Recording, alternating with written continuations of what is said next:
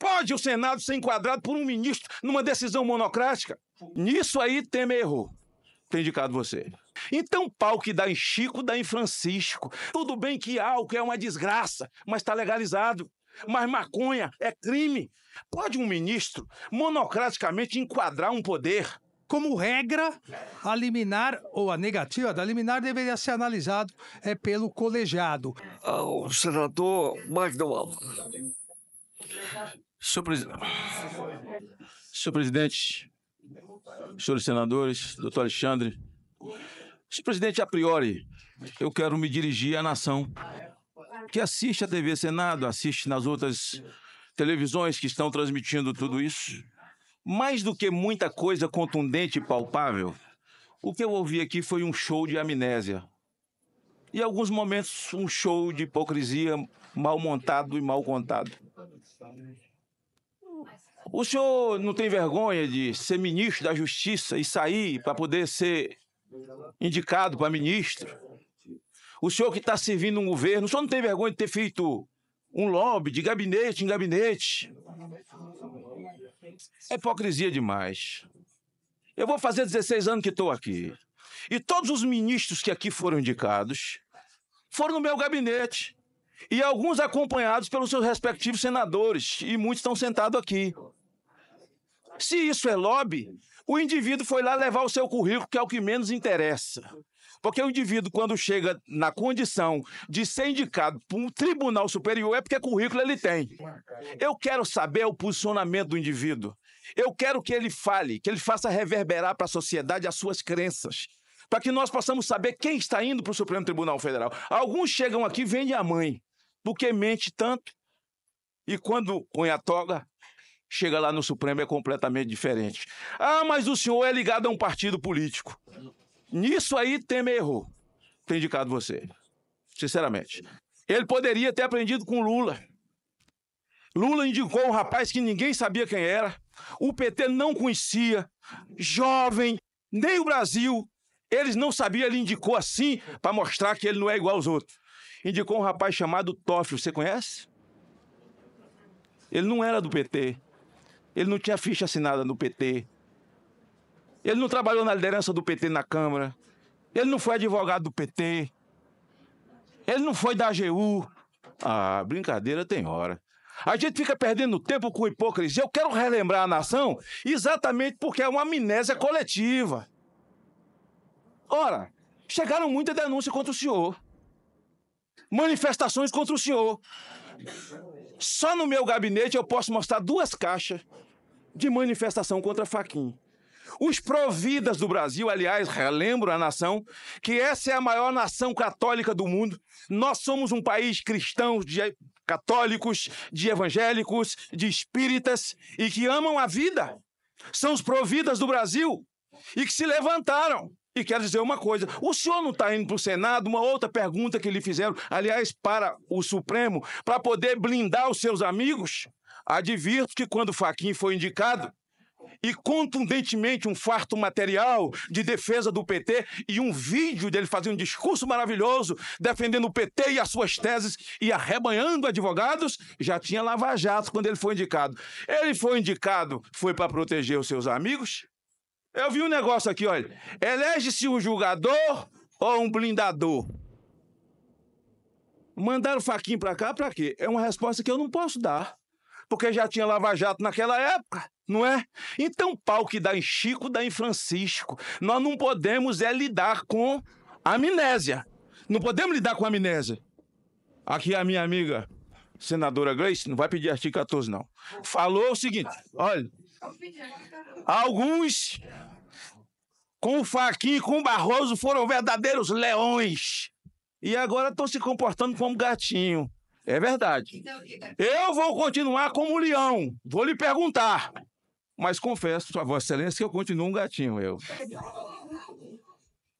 Olhe, é verdade que alguns foram leões mesmo, contra Fachin e Barroso. Aliás, com Barroso eu votei aberto, porque disseram que tinha um processo contra o senhor também, mas o senhor sabe que seu futuro pretenso colega Barroso, antes de ser sabatinado, E antes de ir para plenário, ele tinha processo no STJ na Maria da Penha, de ter batido em mulher, o ministro Barroso. E eu votei aberto e mostrei o processo. Por que eu estava votando aberto? Então, veja, eu não quero lidar com hipocrisia. Então, veja, quando tratam essa questão de uma forma de que nós nunca procedemos assim, nunca fizemos assim, fizeram assim. E alguns, naquela época, com Fachin e Barroso, se comportaram como gatinho, mas está se comportando como leão com você. É da vida, é do jogo. Estão inquirindo. Eu estou falando para o Brasil, é para o Brasil recordar. Eu votei contra Fachin aberto.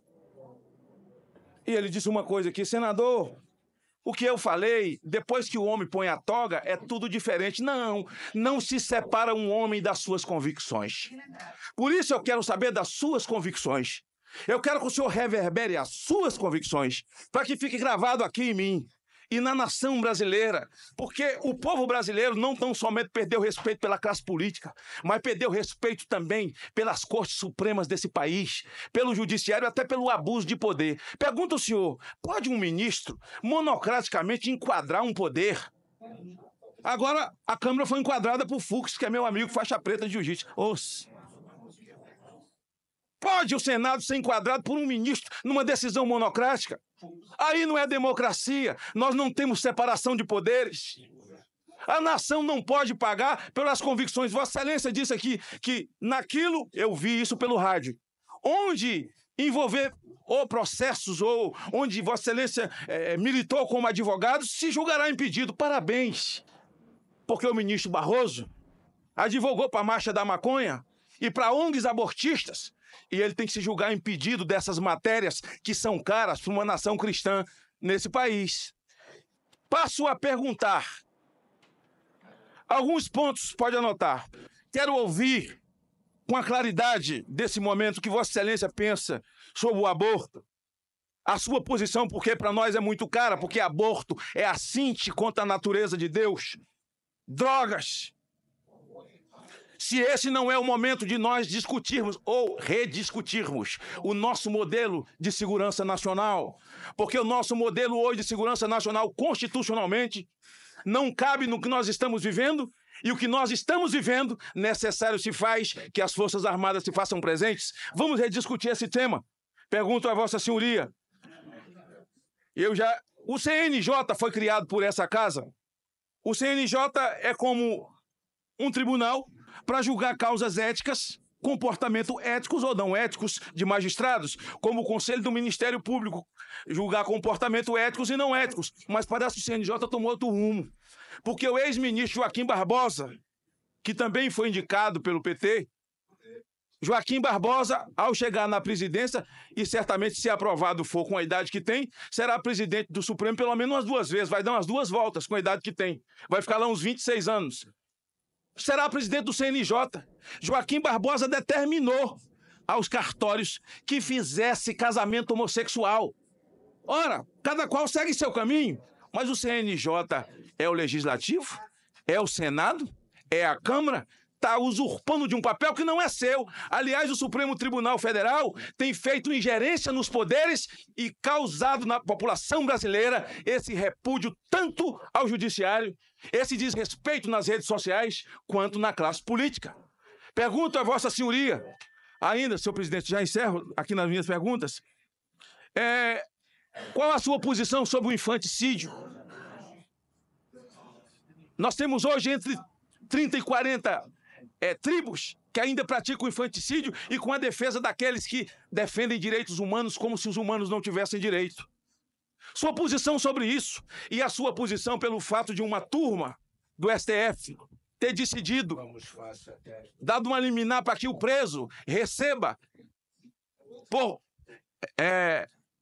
ofensa moral, porque o cárcere onde ele estava muito cheio, cada um R$2.000. Imagine se a moda pega E nós vamos agora indenizar quem anda em ônibus cheio? Porque não tinha que andar com um trem cheio, quem fica numa fila quando devia ter se atendido prioritariamente. Essa posição da Suprema Corte, senador.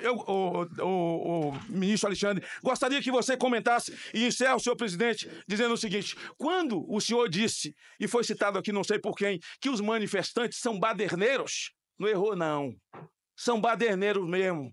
É homem travestido de criança com 17 anos, que não confunde escopeta com chupeta.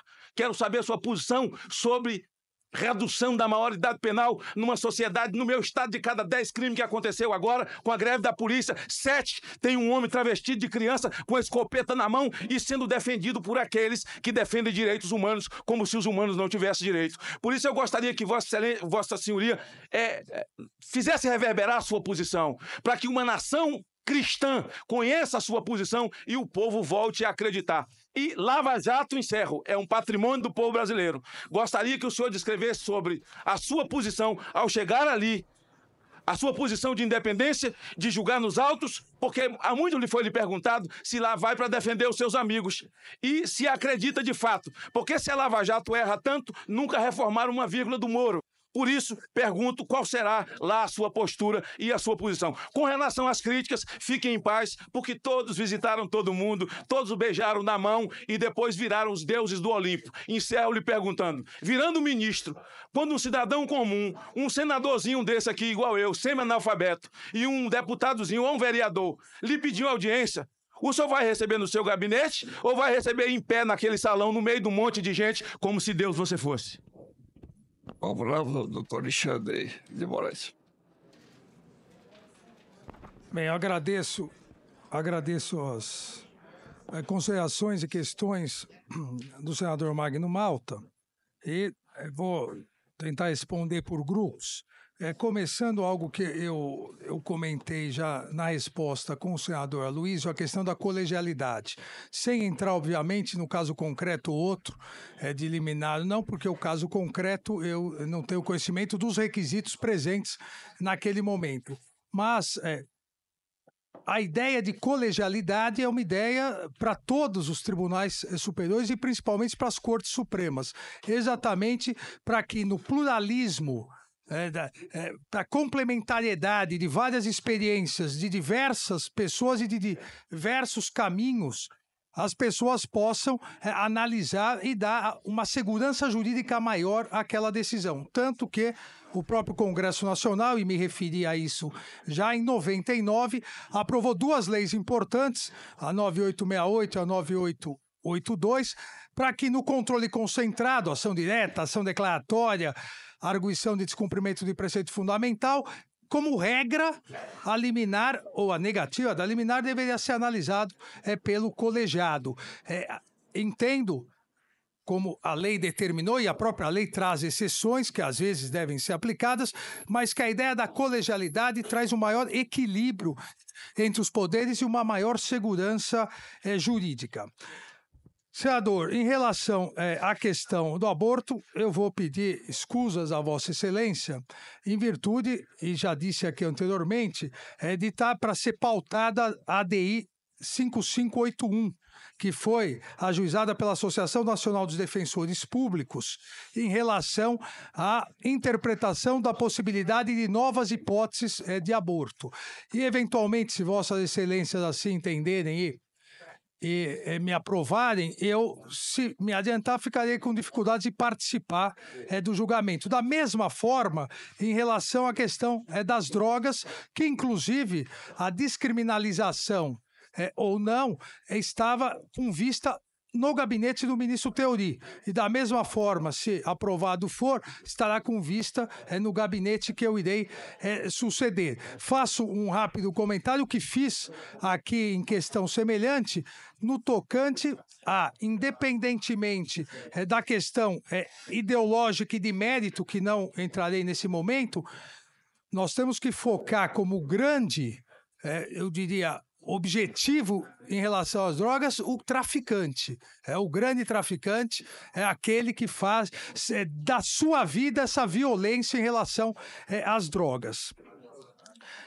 A redução da maioridade, eu tenho uma posição conhecida desde 2005, uma opção, acho que e aqui, no Brasil, algumas legislações, elas ficam imutáveis.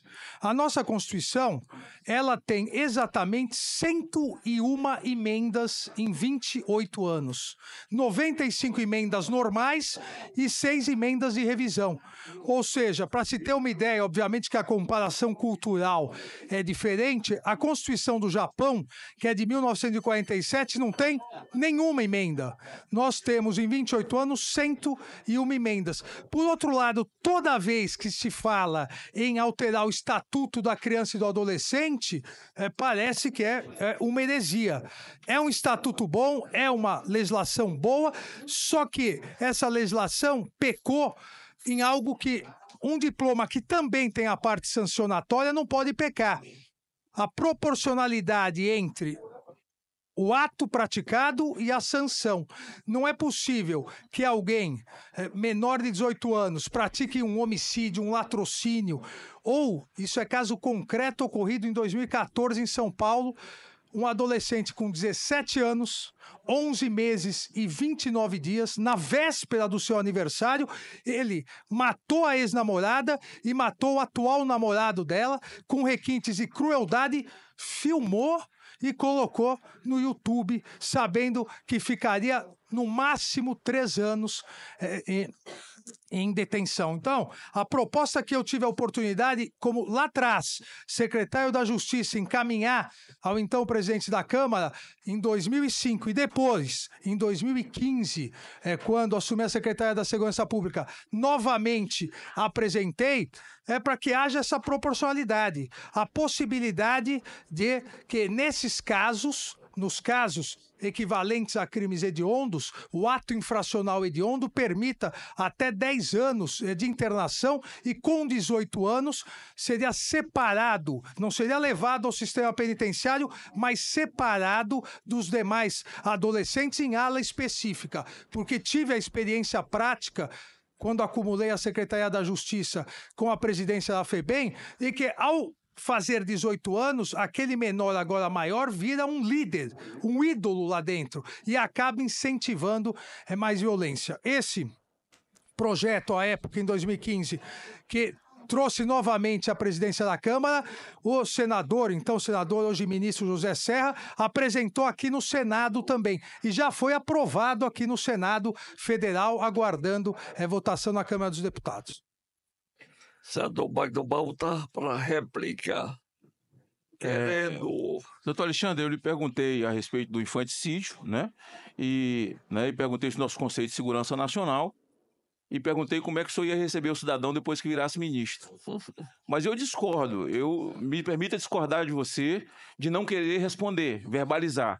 Até porque sobre o aborto você já escreveu. Você já escreveu sobre isso. Eu discordo porque eu acho o seguinte, nessa crise que o país vive, crise de autoridade, o país vive uma crise de autoridade, de respeitabilidade. Urgentemente necessário se faz que a nação volte a acreditar no judiciário. Num momento como esse, penso que é confortador para a sociedade vê-lo verbalizar a sua posição com relação ao aborto. Eu não falei do traficante, eu acredito nisso, até porque eu tenho 36 anos da minha vida tirando drogado da rua. É uma matéria que eu conheço num país de fronteiras abertas. Eu estou dizendo de legalização, até porque quem está por trás disso são o senhor Jorge Soros, e que tem tentáculos dentro dos poderes para poder legalizar a maconha. A minha pergunta foi com relação à legalização.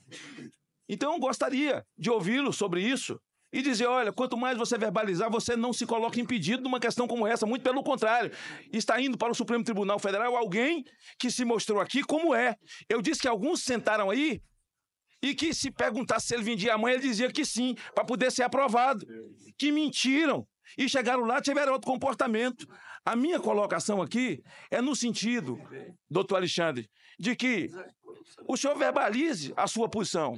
Com relação ao que eu coloquei de decisão dos seus pares, como essa decisão que o Aloysio citou, do Fux, mandando dar aumento para todo mundo com uma liminar, num país destruído economicamente, Eu sei, quando a senadora Gleice disse que alguns fizeram aqui, estão tudo se comportando de gatinho, e outros uns fizeram discurso ofensivo e pessoal, eu sei que outros também fizeram discurso com título, né? Discurso com título é aquele tipo, lembra-te de mim, né? Esse eu não farei. Esse eu não farei, até porque o povo do Espírito Santo me mandou aqui desmamado, porque se eu chegar aqui e ficar com medo de um ministro de Tribunal Superior, eu tenho que morrer. Eu tenho que morrer. Então, eu gostaria muito de insistir, até porque sobre o aborto você já escreveu, saber sobre a sua posição de legalização de maconha, e pergunto com isso. Em legalizando a maconha no Brasil, como que é o seu futuro colega Barroso, se você for aprovado, que deu um voto sentado lá dizendo porque o cidadão tem direito de tomar sua cervejinha ou sua caipirinha depois de uma noite de trabalho e dormir. Também tem direito de fumar seu baseado. Isso é demais para um ministro de Tribunal Superior. Tudo bem que álcool é uma desgraça, mas está legalizado. Mas maconha é crime. E o ministro de Tribunal Superior senta lá na sua empáfia, fala uma coisa como essa. Então a sociedade brasileira quer saber quem nós estamos votando, para quem nós estamos mandando para lá. E uns dizem, me arrependo tanto de ter ajudado esse Fachin, pensei que era um homem garantista. Esse Barroso, pensei também que era um advogado garantista. Esse cara tá dando show lá, que não sei o quê. Então não quero me referir aos casos mais recentes. A justiça agora em Manaus, morreu aquele monte de macho na cadeia. Até porque quem decide pela droga e pelo crime, sabe que duas coisas podem acontecer a eles, cemitério ou cadeia. Mas as famílias vão ser indenizadas de 60 mil. Mamãe me acorde. Isso é brincadeira. E as famílias enlutadas. E o cidadão que esse cidadão assintosamente matou, assaltou, desgraçou a vida, que nem foram visitados pelos direitos humanos. Agora a família vai ser indenizada. E a família enlutada. Essa é a minha pergunta. Quando eu perguntei sobre essa situação, o preso está sendo desmoralizado. Assintoso contra ele. Então ele pode entrar e vai receber 2 mil. A turma votou, porque está num presídio superlotado. Meu Deus, e quem ele matou? E as crianças estupradas? E os órfãos? E os enlutados? Quem é que vai ressarcir essa gente? Indenizar essa gente? Então, é para essa casa que o senhor está aqui sendo batizado para ir. E é uma perplexidade. Aqueles que são contra o senhor, que mandou muita coisa para lá, é aqueles que sempre foram. Eu também recebi muita coisa de apoio à vossa senhoria, como todos aqui receberam. E é assim que acontece, é igual a eleição. Quando a gente vai disputar a eleição, tem um monte na rua xingando a gente, pago. E outros que batem palma pra gente porque gosta. É da vida. E todos quantos vierem passar aqui pelo seu lugar, muitas entidades defendendo seus interesses vão ser contra e outros vão ser a favor. Mas eu fui trazido aqui pelo vento das bandeiras que eu estou defendendo e sempre defendi. E gostaria de que você pudesse verbalizar. Você não se tornará impedido com isso, sem problema nenhum. Eu acredito plenamente nisso, até porque são posições verbalizadas antes de ser cogitado para poder ir ao Supremo Tribunal Federal. Com a palavra, doutor Alexandre, para replicar. Bem, senador, eu vou, em relação a aborto e drogas, eu vou pedir novamente desculpa a Vossa Excelência, em virtude de 2 julgamentos que já se encontram no Supremo Tribunal Federal. Em relação ao infanticídio, eu quero fazer algumas considerações. A Constituição, ela consagra o direito à vida, expressamente.